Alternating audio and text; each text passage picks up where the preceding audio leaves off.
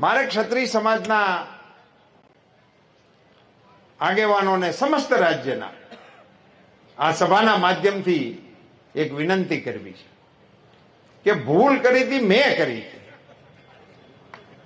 એની મેં જાહેરમાં માફી માંગી લીધી, કારણ કે મારો ઈરાદો નહોતો અને સમાજની સામે જઈને પણ મેં માફી માંગી અને સમાજની વચ્ચે જઈને અને સમાજે મને એનો પ્રતિસાદ પણ આપ્યો.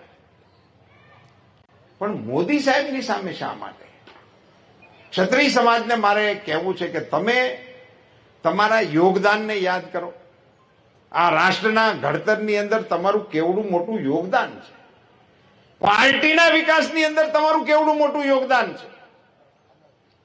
અને નરેન્દ્રભાઈ મોદી જેવા વડાપ્રધાન જ્યારે 18 કલાક માણસ ભારત સિવાયની કોઈ વાત વિચારતો ના હોય, મારા દેશ સિવાય કોઈ વિષયની સાથે જેનો નાતો ના હોય, 140 કરોડ દેશવાસીઓને જે માણસ પોતાના પરિવાર તરીકે સંબોધન કરતો હોય અને એમના આખી વિકાસ યાત્રાના સાથીઓ તરીકે કેટલા ક્ષત્રિય આગેવાનોના હું નામ લઈ શકું.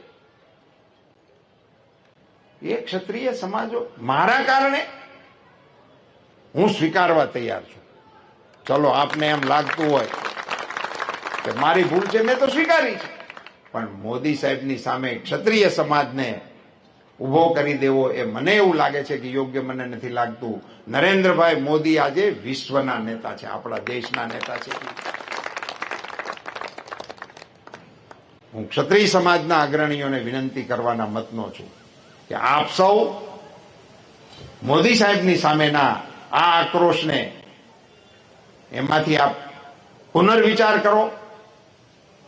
આપ સૌ અગ્રણીઓને પણ મારી આગ્રહભરી વિનંતી છે કે સમાજના આગેવાનોની સાથે સમજણનો નવો સેતુબંધ બાંધવા માટેનો આપણે પ્રયાસ કરીએ. મિત્રો, ચૂંટણી માટે હું નથી કહેતો, હાર જીત માટેના વિષય માટેની આ વાત નથી.